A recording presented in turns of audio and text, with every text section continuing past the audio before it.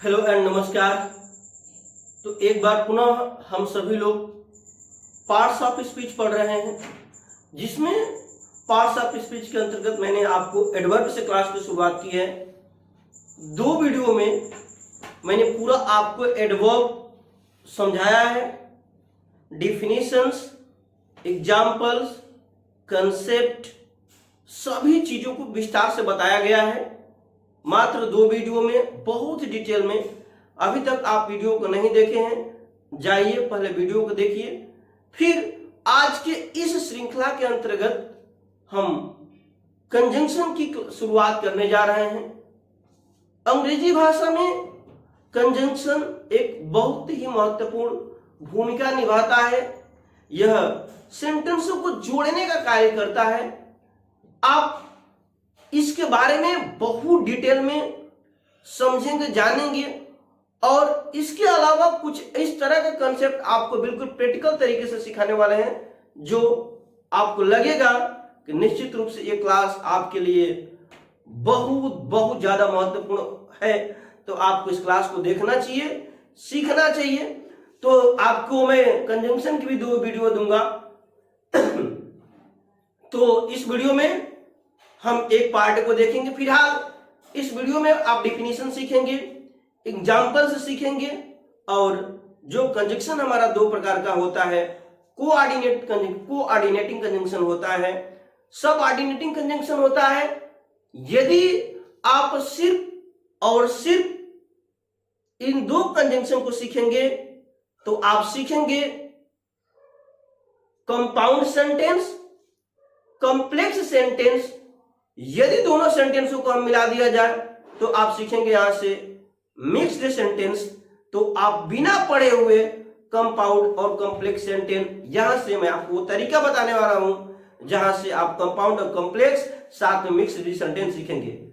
तो आप निश्चित रूप से वीडियो देखते रहेंगे, सीरियल से अपने कमेंट बताते रहेंगे कैसा लगा। फिलहाल पूरा प्रयास है, कई किताबों का अध्ययन करने के बाद आपके बीच में मैं हूं और एक बेहतर से बेहतर कंसेप्ट देने का प्रयास किया जा रहा है। अभी से आप इस वीडियो को अधिक से अधिक लोगों तक शेयर कीजिए, चैनल को सब्सक्राइब कीजिए, मुझे मोटिवेट कीजिए, ताकि आपको इसी तरह से बेहतर से वीडियो आपके सामने मैं लाता रहूं। फिलहाल आइए हम कंजंक्शन की शुरुआत करें। कंजंक्शन कंजंक्शन का मतलब होता है संयोजक, जोड़ना। कंजंक्शन का मतलब होता है जोड़ा, शब्द से ही पता चल रहा है। यदि कंजंक्शन के डिफिनीशन की बात करेंगे तो आपके सामने दो डिफिनीशन सामने रखा गया है। ये जो word that joins words, phrases और सेंटेंस इज कॉल्ड कंजंक्शन। शब्द जो शब्दों को, फ्रेज वाक्यांशों को और सेंटेंस को जो जोड़ता है, कंजंक्शन कहलाता है। एडवांस्ड लर्नर्स डिक्शनरी, जो कि ऑक्सफोर्ड की है, बेहतर डिफिनेशन आपको उस किताब के द्वारा।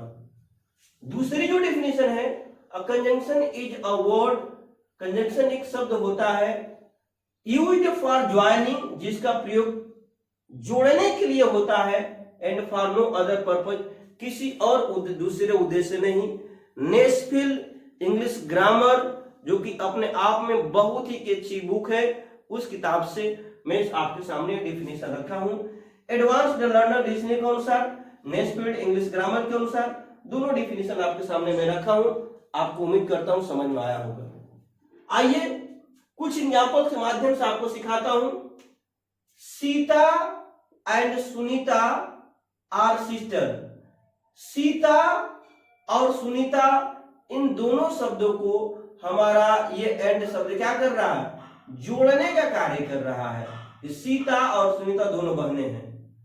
Early to bed and early to rise, ये दोनों आपका फ्रेज है। इन दोनों फ्रेजों को एंड जोड़ रहा है, इज अ गुड हैबिट। आप समझेंगे early to bed and early to rise, ये पूरा यहां से यदि हम सब्जेक्ट और वर्ब ऑब्जेक्ट की बात करें, कंप्लीमेंट की बात करें, तो यहां से लेकर के ये दोनों हमारा फ्रेज एंड से जोड़ करके, एंड कनेक्टर से जोड़ करके जुड़ा हुआ है और दोनों शब्द मिलाकर के सब्जेक्ट के रूप में प्रयोग किया जा रहा है कि जल्दी सोना और जल्दी जगना अच्छी आदत है।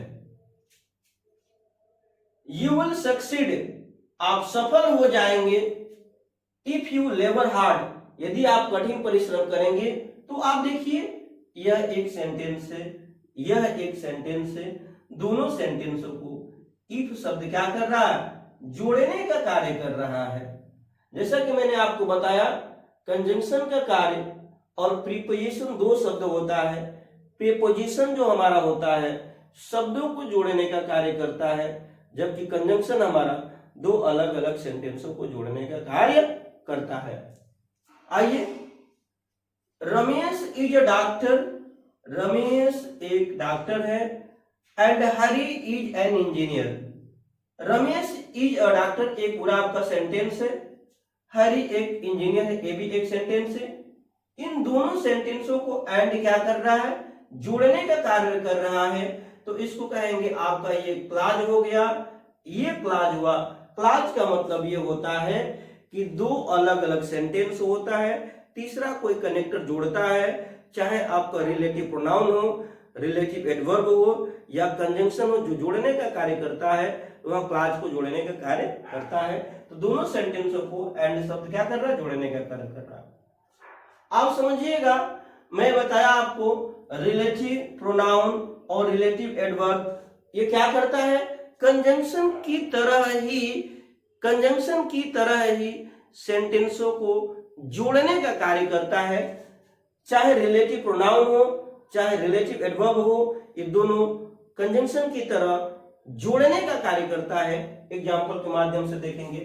दिस इज द बॉय, यह वही लड़का है जो या जिसने स्टोल माई पेन, यह वही लड़का है मेरी कलम चुराई, जो बच्चा या जिसने मेरी कलम चुराई।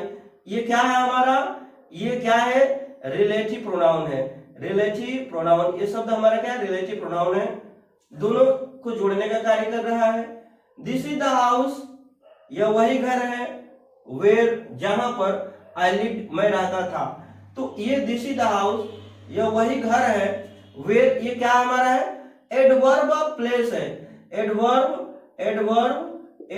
आप ये प्लेस हो जाए, एडवर्ब आप ये प्लेस है हमारा, ऊपर वाला रिलेटिव प्रोनाउन है, जबकि ये एडवर्ब ऑफ प्लेस है। तो ये जोड़ने का कार्य कर रहा है। इसको कहेंगे रिलेटिव एडवर्ब, रिलेटिव प्रोनाउन और यहाँ पर रिलेटिव एडवर्ब जो दोनों सेंटेंसों को जोड़ने का कार्य कर रहा है। तीसरा देखेंगे, show the admit card, admit card को दिखाइए and take the question paper.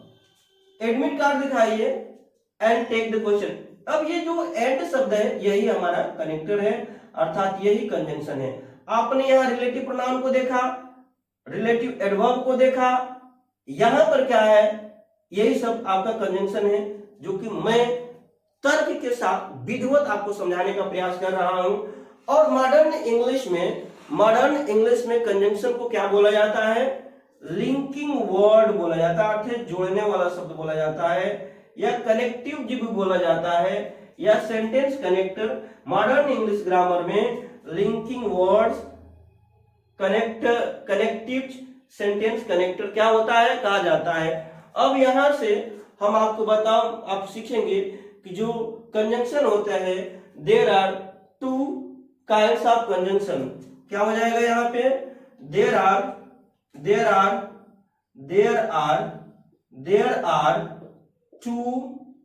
To kinds of conjunction.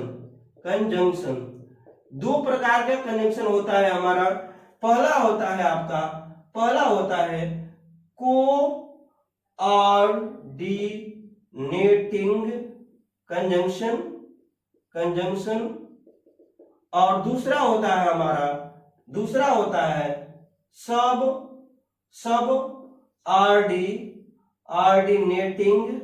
सब ऑर्डिनेटिंग कंजंक्शन। क्या होता है, पहला हमारा होता है कोऑर्डिनेटिंग, का मतलब होता है दो समान संवर्ण इकाइयों को जोड़ने का कार्य करता है, जबकि सब ऑर्डिनेटिंग कंजंक्शन जो होता है एक प्रकार का जो कनेक्टर्स होता है, दोनों कंजंक्शन को हम विधिवत सीखेंगे। कोऑर्डिनेट कंजंक्शन की बात करें तो ये हमारा 4 प्रकार का हो जाता है। सब ऑर्डिनेट की बात करें तो ये हमारा 7 प्रकार का होता है। दोनों कंजंक्शन को हम विधिवत पढ़ेंगे। तो आइए सबसे पहले हम सीखेंगे कोऑर्डिनेटिंग कंजंक्शन। तो आप देख रहे थे कोऑर्डिनेटिंग कंजंक्शन जो होता है, कोऑर्डिनेटिंग कंजंक्शन जो होता है समान वर्ग के दो व्याकरणीय इकाइयों को जोड़ने का कार्य करता है। कोऑर्डिनेट कंजंक्शन जो होता है एक ही प्रकार की व्याकरणीय जो इकाई होती है वो जोड़ने का कार्य करता है। और कोऑर्डिनेटिंग कंजंक्शन जो होता है हमारा 4 प्रकार का होता है। आइए एक एक करके सीखते हैं हम लोग बोर्ड पे। देखिए कोऑर्डिनेट कंजंक्शन जो, जैसे देखिए पहले समझिएगा, आई गेव हिम अ पेंसिल, मैंने उसे पेंसिल दिया, ही गेव मी अ पेन। ये दोनों हमारा क्या हो गया, सेंटेंस हो गया जो एंड कंजंक्शन जोड़ने का कार्य कर रहा है। दो सेंटेंस है, मैंने उसको पेंसिल दिया और उसने मुझे पेन दिया। ही इज पुअर, वो गरीब है, बट ऑनेस्ट, ये गरीब है लेकिन क्या है, ईमानदार है। तो जो I gave him a pencil and he gave me a pen, ये सेंटेंस को जोड़ने का कार्य कर रहा है। ये जो सेंटेंस एंड है सेंटेंस को जोड़ने का कार्य कर रहा है। जबकि पुअर जो शब्द है और ऑनेस्ट शब्द है ये जो क्या कर रहा है, बट जो कंजंक्शन हमारा है ये दोनों एडजेक्टिव को जोड़ने का कार्य कर रहा है। तीसरा देखेंगे, ही इज इधर अ चीटर और अ लायर, या तो वह धोखेबाज है या क्या है, झूठेबाज है। या तो वो धोखेबाज है या झूठेबाज है, दोनों में से कोई है। तो ये जो चीटर शब्द है ये भी नाउन है, लायर शब्द दोनों नाउन है। ये दोनों जो हमारा और है, और जो शब्द है हिज इधर अ नाउन और अ चीटर, या तो आर या तो दोनों में से कोई एक है। तो ये जो कंजंक्शन जो है हमारा दो नाउन को जोड़ने का कार्य कर रहा है। अगला एग्जांपल देखेंगे, they are laborious therefore they will succeed. They are laborious ये एक सेंटेंस हो गया, दे विल सक्सीड वो सफल होंगे। इन दोनों सेंटेंसों को जोड़ने के लिए देयरफॉर जो कंजंक्शन है प्रयोग में लाया जा रहा है। इसलिए ये दोनों जो दो अलग अलग सेंटेंसों को जोड़ा जाता है तो उसे क्लाज कहा जाता है। तो ये दोनों क्लाजों को देयरफॉर क्या करता है, जोड़ने का कार्य करता है। क्लाज की बात करूं मैं तो क्लाज क्या होता है, एक प्रकार का हमारा सेंटेंस ही होता है। क्लाज हमारा एक प्रकार का सेंटेंस ही होता है जो खुद का सब्जेक्ट होता है, लेकिन अंतर ये होता है कि दो अलग अलग सेंटेंस होता है। कोई तीसरा शब्द चाहे वो रिलेटिव प्रोनाउन हो, रिलेटिव एडवर्ब हो या कंजंक्शन जोड़ने का कार्य करता है तो उसी सेंटेंस को हम क्लाज की भूमिका में पढ़ते हैं, समझते हैं। अब आइए हम एक एक करके पढ़ते हैं। देखिए पहला जो कोऑर्डिनेटिंग कंजंक्शन हमारा हो गया ये होता है कम्युलेटिव और कप्युलेटिव कंजंक्शन होता है। इसमें दो कथनों या दो तथ्यों को जोड़ने का कार्य होता है। कम्युलेटिव या कप्युलेटिव जो हमारा कंजंक्शन होता है इसमें दो तथ्यों या कथनों को जोड़ने का कार्य होता है। इसके अंतर्गत जो मुख्य शब्द आते हैं आइए मैं दिखाऊंगा आपको। आल्सो, भी, एंड और एज वेल, भी, एज वेल एज, साथ ही साथ, both and Ram, both Ram and Shyam, both Ram and Shyam, no less than, से कम नहीं, नाउ अब, टू आवश्यकता से अधिक, नॉट ओनली बट आल्सो, ना केवल बल्कि। ये जो शब्द होता है कोऑर्डिनेटिंग कंजंक्शन के अंतर्गत पहला जो हमारा होता है कम्युलेटिव या कप्युलेट, इसके अंतर्गत शब्द आते हैं। कुछ एग्जांपल्स मैं समझाता हूं। देखिए बोथ दोनों, मीरा एंड जोड़ रहा है सोनी आर डांसिंग, दोनों, both Meera and Soni are dancing. तो ये जो कंजंक्शन हमारा है बोथ एंड, मीरा और सोनी को क्या कर रहा है, जोड़ रहा है, दोनों लोग डांस कर रहे हैं। एक और एग्जांपल देखेंगे, आई वेंट टू पटना, मैं पटना गया, माय ब्रदर वेंट टू, मैं पटना गया, मेरा भाई भी पटना गया। टू ये जो शब्द है दोनों को जोड़ने का, अर्थात कम्युलेटिव कप्युलेटिव जो कंजंक्शन होता है दो कथनों या तथ्यों को जोड़ता है। तो आपने देखा ये जो शब्द होते हैं एग्जांपल में मैंने जो आपको बताया। दूसरे प्रकार का जो हमारा कंजंक्शन होता है कोऑर्डिनेटिंग कंजंक्शन वो हमारा होता है एडवर्जेटिव कंजंक्शन। एडवर्जेटिव कंजंक्शन क्या होता है, दो विरोधी भाषी कथनों को जोड़ने का कार्य करता है, अर्थात दोनों एक दूसरे का विरोध करेगा, दोनों सेंटेंस, दोनों कथन एक दूसरे का विरोध करेगा।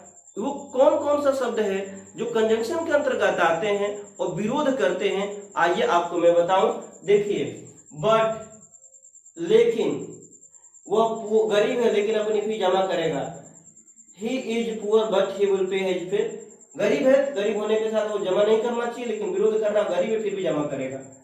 फिर भी, नेवरथलेस, हाउएवर, कैसे भी, नेवरथलेस, फिर भी, ओनली माने केवल, स्टिल माने अभी भी, वेयर माने जबकि, व्हाइल मतलब जबकि, इट मतलब अभी भी। ये जो शब्द हमारा होता है ये एडवर्जेटिव कंजंक्शन के अंतर्गत आता है, जो कि कोऑर्डिनेटिंग कंजंक्शन का दूसरा प्रकार है। एग्जांपल में देखेंगे, ही इज रिच, वो धनी है, yet he is not satisfied, वो धनी है, संतुष्ट होना चाहिए, फिर भी ये दोनों कथनों को विरोध कर रहा है। वो धनी है फिर भी वो संतुष्ट नहीं है।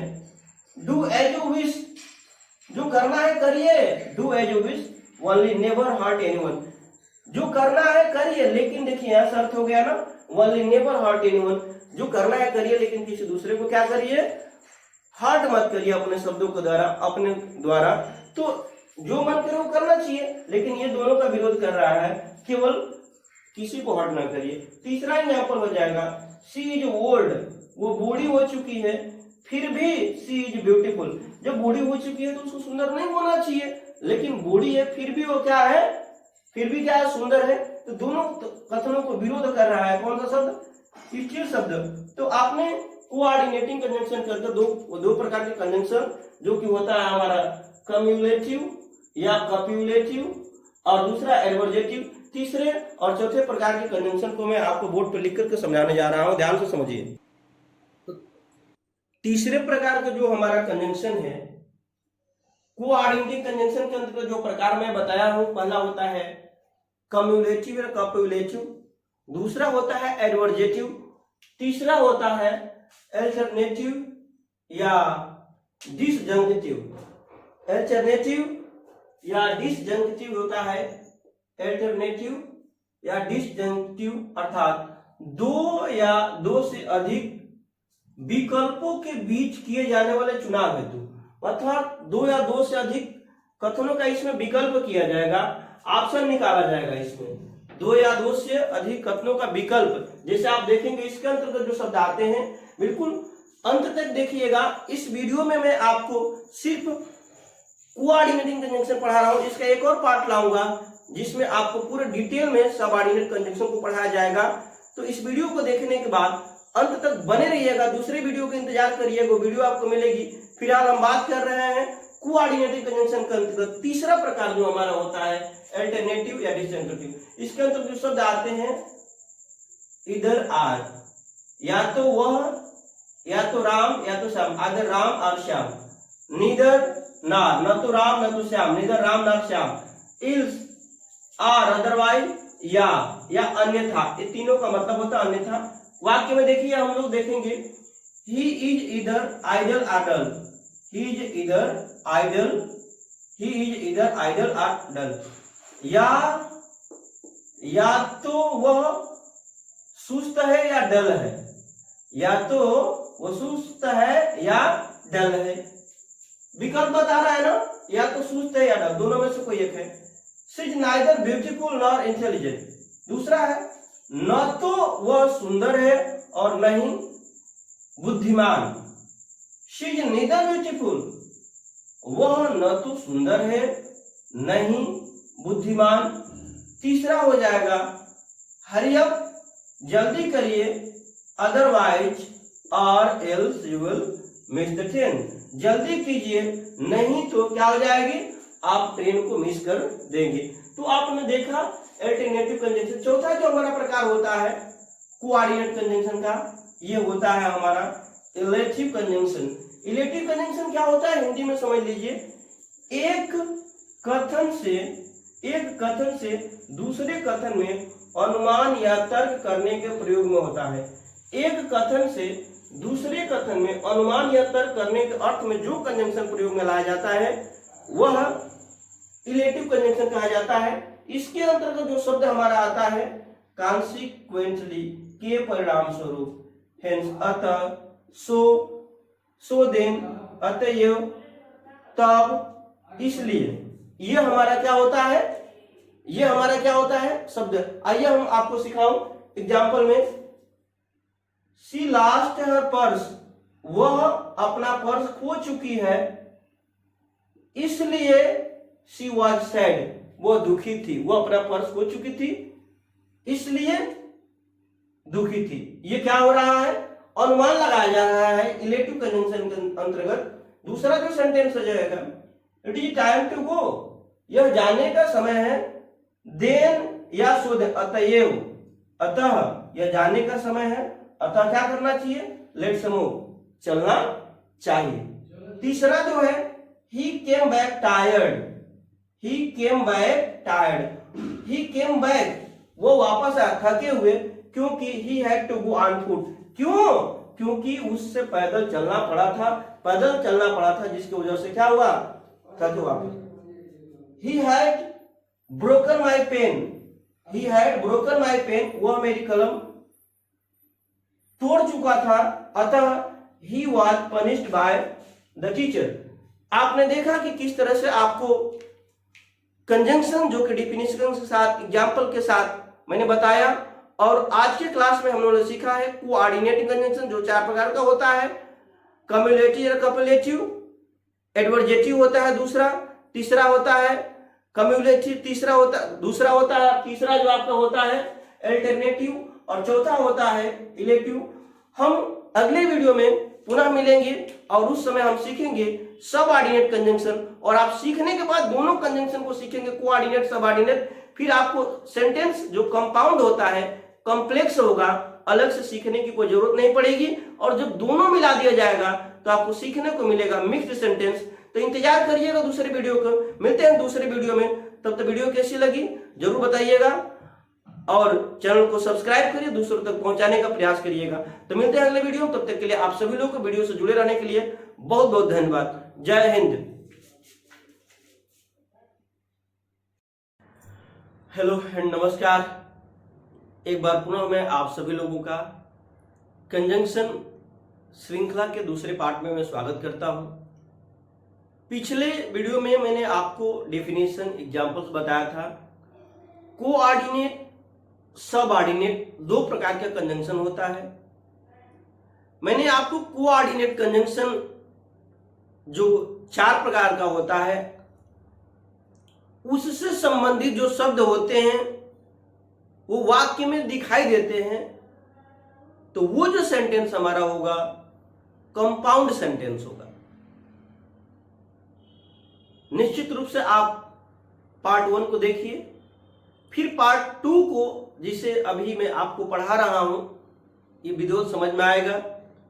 तो आज के क्लास में मैं आपको पढ़ाने जा रहा हूं सबऑर्डिनेट कंजंक्शन।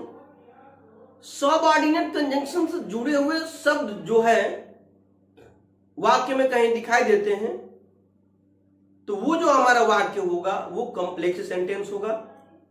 इसके बारे में मैं बहुत डिटेल बताने वाला हूं। साथ ही साथ जो आप नरेशन अर्थात डायरेक्ट और इनडायरेक्ट जो सीखते हैं, वो इनडायरेक्ट का सभी सेंटेंस कॉम्प्लेक्स सेंटेंस ही होता है। अर्थात आपसे ये कहा जाए, जिस प्रकार मैंने पिछले वीडियो जो टेंस पढ़ाया हूं, टेंस में यदि आपसे बात की जाए कि टेंस में आपने क्या सीखा है, तो टेंस में सिर्फ आपने वर्ब को सीखा है, सिर्फ और सिर्फ वर्ब को सीखा है। ठीक उसी प्रकार नरेशन में आप सिर्फ और सिर्फ कॉम्प्लेक्स सेंटेंस को सीखेंगे। मैं आपको बहुत डिटेल में पढ़ाने वाला हूं, लेकिन अभी सबऑर्डिनेटिंग कंजंक्शन के अंतर्गत जो शब्द आएगा उसके बारे में हम इस वीडियो में चर्चा करेंगे, सीखेंगे, समझेंगे। तो निश्चित रूप से अंत तक वीडियो तक देखिए, बने रहिए। आपको जो समझ में नहीं आता है आप पूछिए कमेंट बॉक्स के माध्यम से, मैं आपको समझाने का प्रयास करूंगा। आइए क्लास की शुरुआत करते हैं। आप देख पा रहे हैं सबऑर्डिनेटिंग कंजंक्शन। सबऑर्डिनेटिंग जो कंजंक्शन होता है ऐसा कंजंक्शन जो किसी सबऑर्डिनेट क्लॉज, एक कोऑर्डिनेट क्लॉज होता है, सबऑर्डिनेट क्लॉज होता है, तो यहाँ पे सबऑर्डिनेट क्लॉज, क्लॉज को मैं बहुत डिटेल में बता, क्लॉज होता है एक प्रकार का सेंटेंस होता है। जब ही एक वाक्य में सेंटेंस होते हैं, 2 वाक्य 3 वाक्य, तो 2-3 वाक्य होते हैं, तो क्लॉज होने की कंडीशन क्या है कि अपना खुद का सब्जेक्ट और वर्ब होता है। क्लॉज की वीडियो आपको अलग से मैं पढ़ाऊंगा, क्लॉज जो कि पढ़ाया जाएगा सीरियल से, फिलहाल अंत में बने रहिए। को किसी प्रिंसिपल या मेन क्लॉज से जुड़े, प्रिंसिपल या मुख्य क्लॉज, मुख्य क्लॉज कहने का मतलब एक मुख्य वाक्य से जुड़े। सबऑर्डिनेट कंजंक्शन ये होता है जो मुख्य वाक्य से जोड़ने का काम करता है। जैसे शी सेड, वह कही, she would not leave that house, ध्यान दीजिएगा, वह कही, she would not leave that house, वो घर को नहीं छोड़ेगी। क्या कही उसने? वह कही एक वाक्य हो गया, उस घर को नहीं छोड़ेगी, ये हमारा क्लॉज हो गया। मतलब ये जो हमारा कंजंक्शन के रूप में पढ़ रहे हैं ना, ये कंजंक्शन हुआ। दैट, दैट जो कंजंक्शन है हमारा, दैट जो कंजंक्शन है, she said, she would not leave that house, दोनों को जोड़ने का काम कर रहा है, जिसमें ये आपका मेन या प्रिंसिपल क्लॉज है, जबकि ये वाला आपका सबऑर्डिनेट क्लॉज है। उम्मीद करता हूं बात समझ में आ रही होगी आपको। द पेशेंट हैड डाइड, मरीज मर चुका था, ये आपका प्रिंसिपल क्लॉज, मुख्य क्लॉज। डॉक्टर केम, डॉक्टर आए, मरीज मर चुका था। इन दोनों सेंटेंसों को बिफोर जो शब्द है क्या कर रहा है? कनेक्ट कर रहा है, जोड़ने का कार्य कर रहा है। She will not come today, वो आज नहीं आएगी। एज, एज का यहां पर मतलब होगा क्योंकि, एज का यहां पर मतलब होगा क्योंकि। शी इज इल, यह एक सेंटेंस हुआ, एक यह तो ये प्रिंसिपल क्लॉज और ये सबऑर्डिनेट क्लॉज हुआ। ये जो जोड़ रहा है एज ए कंजंक्शन के रूप में, जिसका हिंदी मतलब होता है क्योंकि। यू कैन फाइंड हिम, आप उसे ढूंढ सकते हैं। ही वर्क्स, वो काम करता है। दो अलग अलग, ये जहां वह काम कर, दोनों वाक्यों को जोड़ने का काम ये कर रहा है। ये एडवर्ब में आपको विधिवत बताने वाला हूं। ये दोनों जो वेयर शब्द है, दोनों क्लॉजों को जोड़ने का काम कर रहा है, जिसमें ये प्रिंसिपल और ये सबऑर्डिनेट।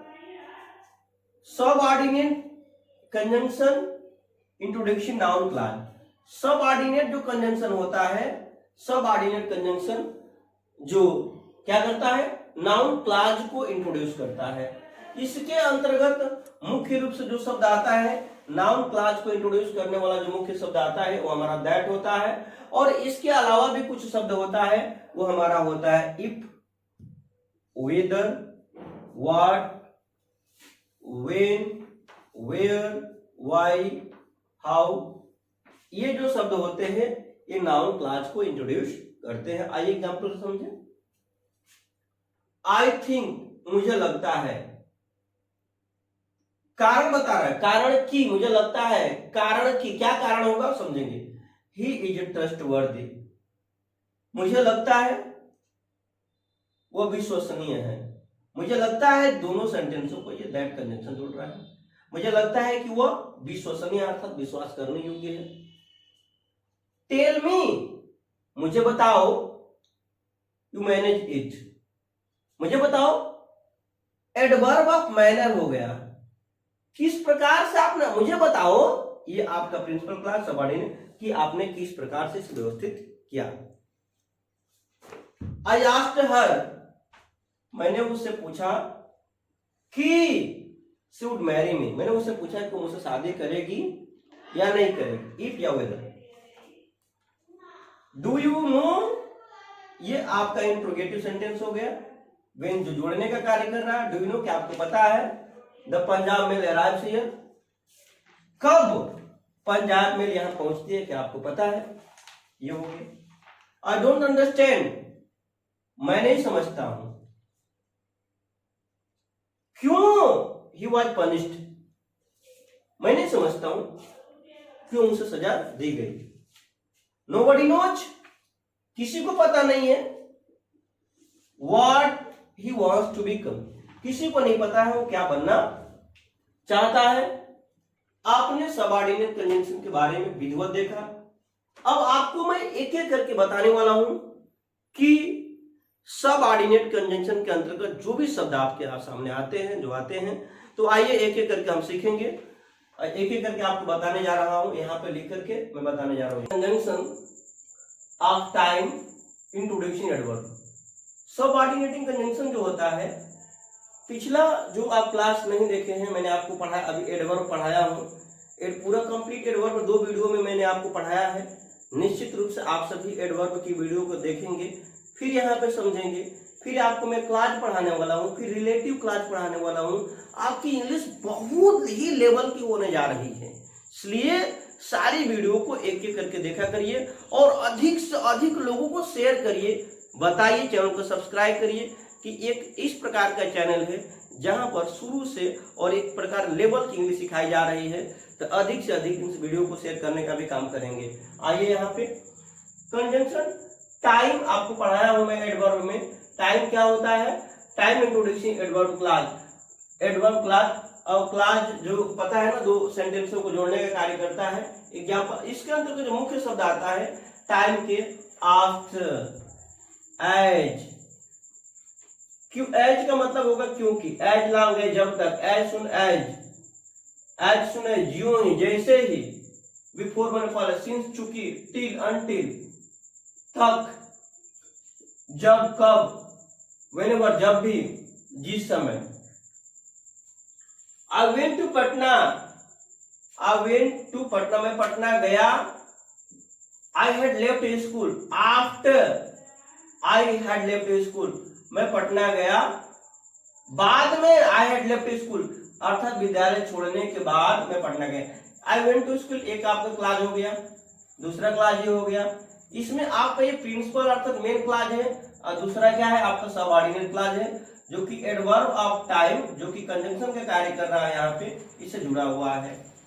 एज वाइल, जिस समय, I was waiting at the bus stop, जिस समय बस स्टॉप पर मैं इंतजार कर रहा था।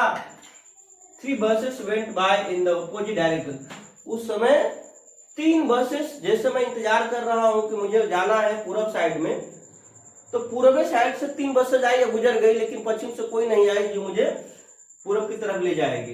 एग्जाम्पल हुआ। और ये आपका एडवर्ब है टाइम। एज लॉन्ग एज, जब तक, आई एम अलाइव, जब तक मैं जीवित हूं, जब तक, जिस समय तक, no harm can come to you, किसी भी तरह का आपको कोई दिक्कत नहीं हो सकती है, कोई आपको तकलीफ नहीं हो सकती है जब तक मैं जीवित हूं। तो ये आपने देखा टाइम के अंतर्गत। दूसरा जो है सबऑर्डिनेटिंग कंजंक्शन ऑफ काज या रीजन, कारण बताने के लिए, कारण बताने के लिए जो एडवर्ब क्लाज होता है, उसके अंतर्गत जो मुख्य शब्द आते हैं, आप देखिएगा।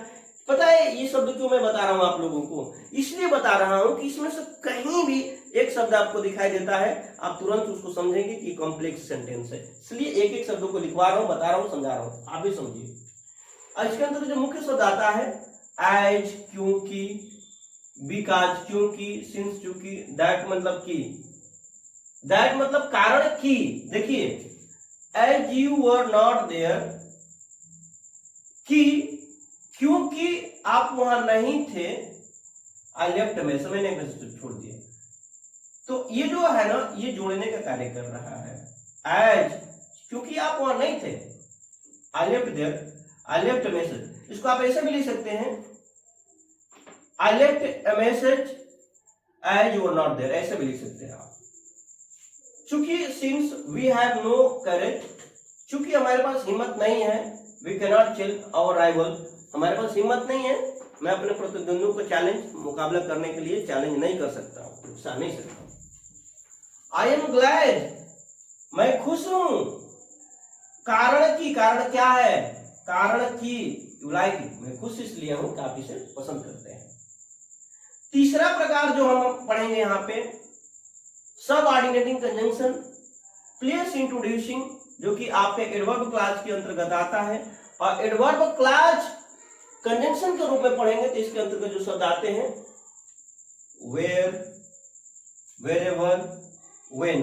देखिए आई डोंट नो, मुझे नहीं पता है, वेयर ही हैज गॉन, मुझे नहीं पता है वह जा चुका है, कहां जा चुका है ये नहीं पता है मुझे। ये जो जोड़ने का कार्य कर रहा है, एडवर्ब है, एज ए कंजंक्शन के रूप में प्रयोग किया जा रहा है दोनों सेंटेंसों को जोड़ करके।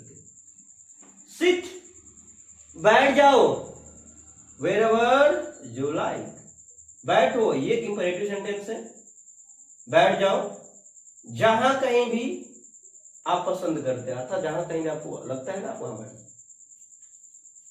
चौथा डी नंबर है पर्पज, जो सबऑर्डिनेट कंजंक्शन होगा, पर्पज उद्देश्य बताने वाला होगा।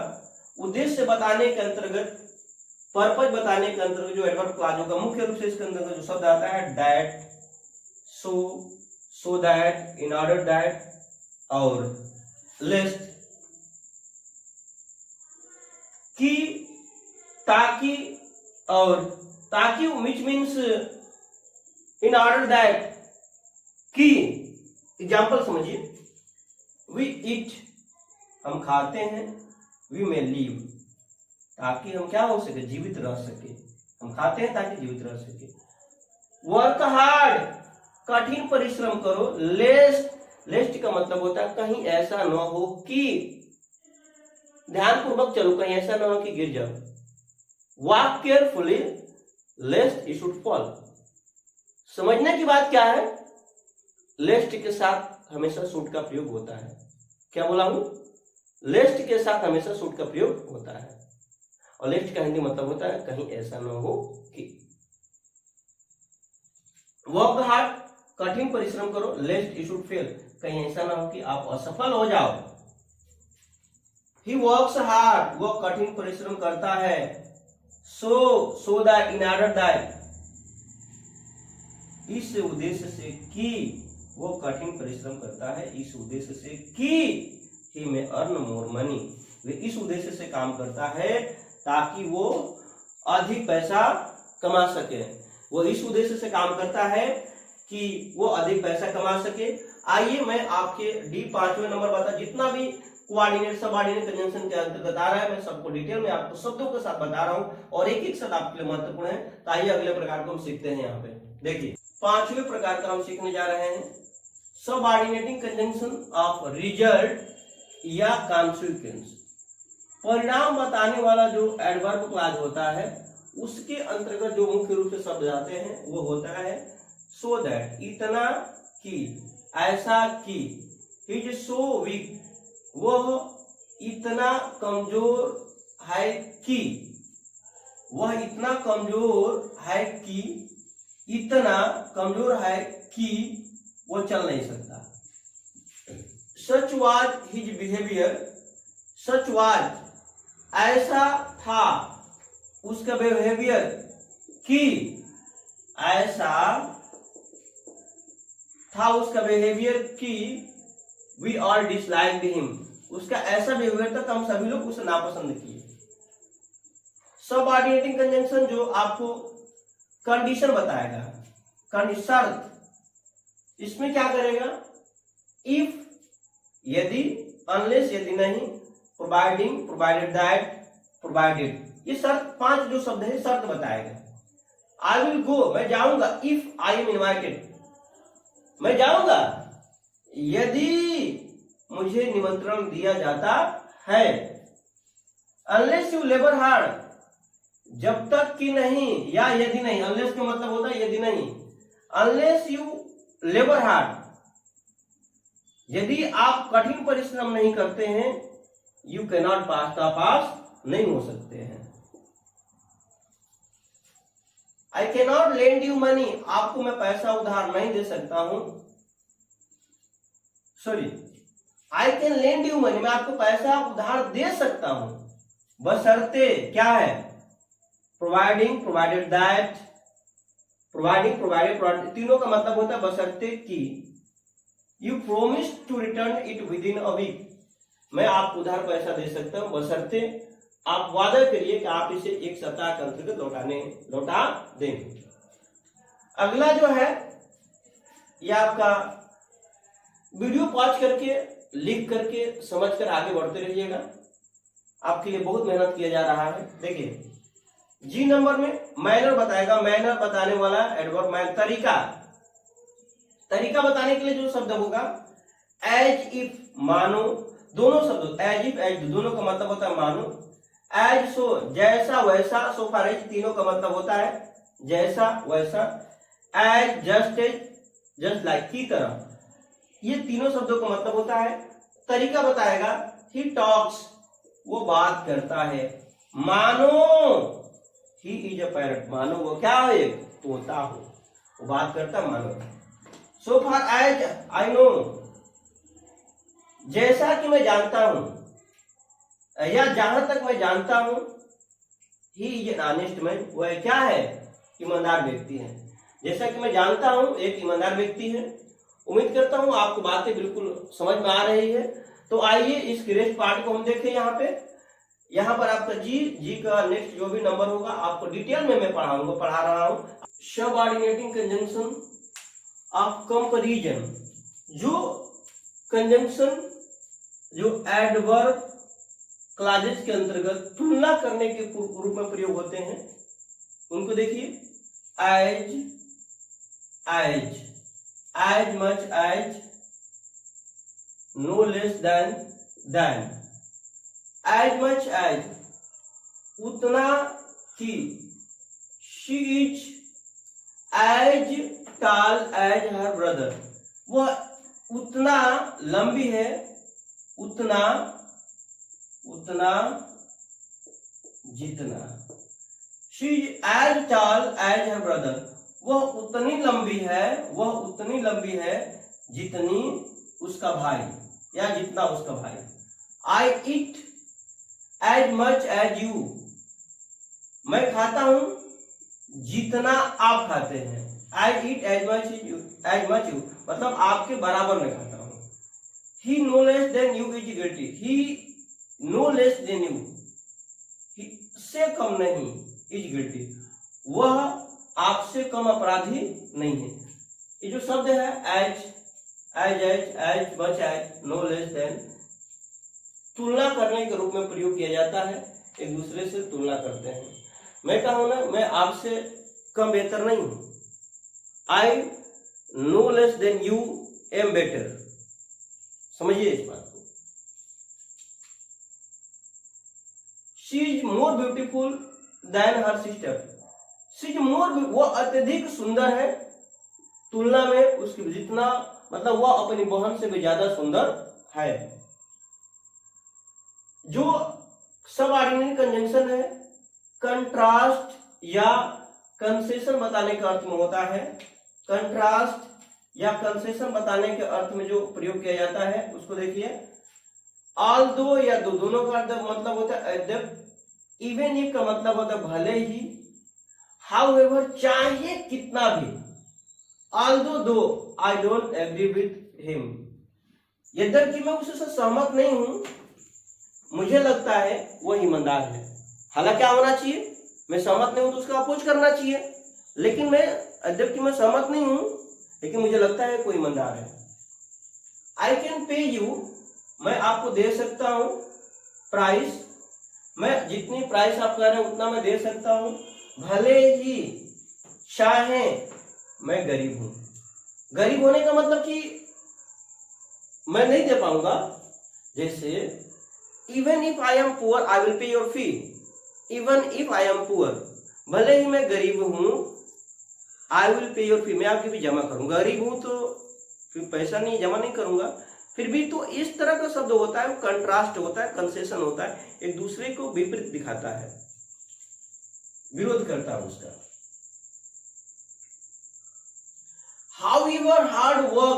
However hard he may work, चाहे कितना भी कठिन परिश्रम वह करे वो सफल नहीं होगा। कोई भी व्यक्ति हो अगर कठिन परिश्रम करेगा तो सफल होगा, लेकिन क्या कहा जा रहा है, हार्ड ही में work he will not succeed. वो चाहे कितना भी मेहनत कर ले सफल हो, वो इसका कंट्रास्ट हो रहा है, इसका विरोध हो रहा है। अब महत्वपूर्ण बात आपको यहां समझा रहा हूं, देखिएगा स्पेशल नोट मैं रेड से लिखा हूं आपको समझाने के लिए। कुछ ऐसे कोऑर्डिनेट कंजंक्शन और सब ऑर्डिनेटिंग कंजंक्शन होते हैं जो हमेशा पेयर में ही होते हैं, जैसे बोथ एंड, दोनों, Ram and Shyam, both, Ram and Shyam. Not only but also, ना केवल बल्कि, ना केवल बल्कि, मैं ना केवल बोलता हूं बल्कि पढ़ाता हूं। Not only I speak but also I teach. इधर आर, या तो दोनों में से कोई एक, इधर शी विल कम और गो, या तो वो आएगी या तो जाएगी। या तो आप मेरा क्लास लेंगे, या तो मेरे क्लास में बेहतर से पढ़ेंगे, या तो बाहर जाएंगे। इधर you will take my class very seriously और you will go out of the class. न तो वो पढ़ता है और न पढ़ने देता है, न तो वो पढ़ता है और न पढ़ने देता है। neither he reads nor let other reads, न तो वो पढ़ता है और न दूसरों को पढ़ने देता है। neither he reads nor let other reads, so that, इतना कि वह इतना कमजोर है कि वो चल भी नहीं सकता है। he is so weak that he cannot be, वो इतना कमजोर है कि चल नहीं सकता है। such that, ऐसा कि, such was his behavior that everyone liked him, such was his behavior that everyone liked him, उसका ऐसा व्यवहार था कि सभी लोगों ने उसे पसंद किया। so as much as या as, आइए इसके बारे में अगला जो इसका बाकी जो लेफ्ट पार्ट हुआ है उसको मैं सिखाता हूं। देखिए आगे मैं बताता हूं इसके पार्ट को, जो छूटा हुआ पार्ट आपको यहां मैं समझाता हूं। देखिए हम लोग सीख रहे हैं कोरिलेट जो कोऑर्डिनेट कंजंक्शन और सब ऑर्डिनेट कंजंक्शन जो पेयर में है, उसमें आपको मैं सिखा रहा हूं।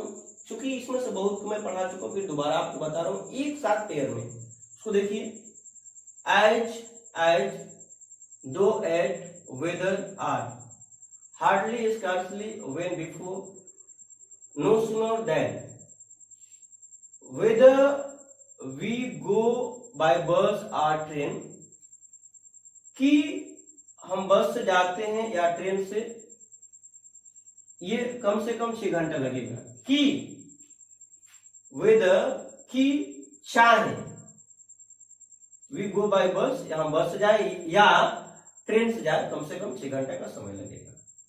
कि चाहे या। I had hardly scarcely closed my eyes, मैं hardly, जैसे ही, I had hardly closed, जैसे ही मैंने आंखें बंद किया, when the phone rang, वैसे ही फोन बजा। जैसे ही आंखें मैंने बंद किया वैसे ही फोन बजा। No sooner did I sit down, जैसे ही मैंने बैठा, अर्थात जो ही मैंने बैठा, कहां पर, ट्रेन में, जैसे ही मैंने ट्रेन में बैठा, then I felt sick, वैसे ही मैं बीमार महसूस किया। जैसे ही मैं ट्रेन में, no sooner did I sit in the train, I felt sick, मैं बीमार महसूस किया। तो आपने देखा किस प्रकार से एक एक पॉइंट को मैं आपको समझाने का प्रयास कर रहा हूं, मेहनत किया जा रहा है आपके लिए। आपसे भी चाहूंगा कि वीडियो को अधिक से अधिक लोगों के बीच शेयर करिए, सब्सक्राइब करिए चैनल को, जब मैं आपके बीच लाइव आने लगूंगा, और आपको काफी आनंद आएगा पढ़ने में, मुझे भी अच्छा लगेगा आपसे बात करके पढ़ाने में।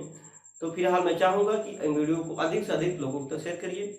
ये कंजंक्शन, जैसे कि मैं आपसे वादा किया था, कंजंक्शन 2 पार्ट, ये पार्ट दूसरा है। पहले पार्ट में हम अगले टॉपिक, बहुत जितना भी टॉपिक सामने आएगा मैं बहुत डिटेल में पढ़ाऊंगा। बस जुड़े रहिएगा वीडियो से, देखते रहिएगा, दूसरों को भी बताइएगा कि हाँ इस प्रकार का चैनल है जहाँ पे आप सारी चीज़ें पढ़ाई जाती है बहुत डिटेल में। तो फिलहाल इस वीडियो में इतना ही। आप सभी लोगों को पूरी वीडियो देखने के लिए दिल की गहराइयों से बहुत बहुत धन्यवाद। जय हिंद।